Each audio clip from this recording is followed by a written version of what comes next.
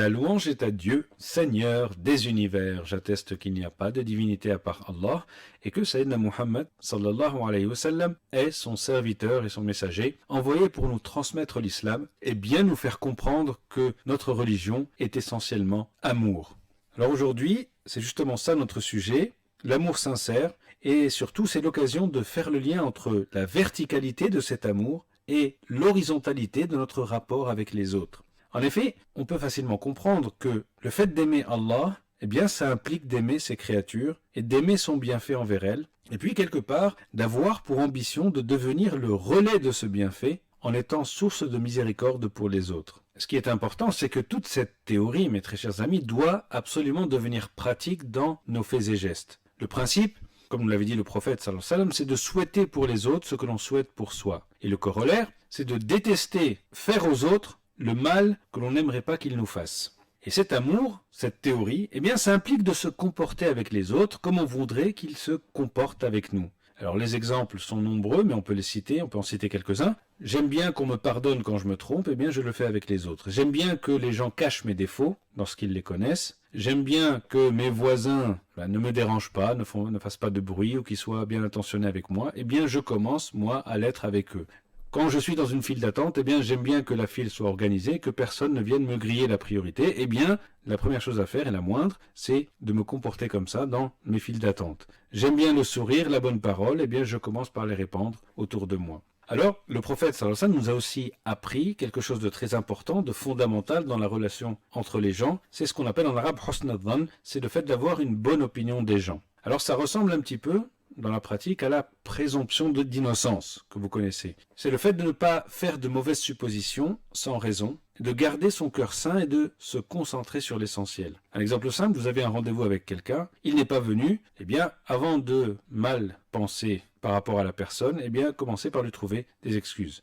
Une petite remarque, ceci dit, quand on parle de ce sujet qui est très important, pour être bien clair, c'est différent lors des interactions qui, elles, sont bâties sur la prudence. Avoir la foi, c'est d'avoir une bonne opinion des gens, mais ça ne veut pas dire que l'on se fasse avoir facilement. Un exemple simple, si quelqu'un que vous voyez assez souvent à la mosquée vient vous demander de l'argent, vous avez une bonne opinion de lui, par contre, vous n'allez pas vous faire avoir, vous allez être prudent avant de faire quoi que ce soit. Il faut être prudent et intelligent dans les interactions, et ça fait partie de la foi. Le prophète sallallahu alayhi wa sallam nous dit par rapport à ça, le croyant est intelligent et perspicace, dans le sens où il est bon, mais il sait comment se passent les choses dans la vraie vie, et il est intelligent et ne se fait pas avoir.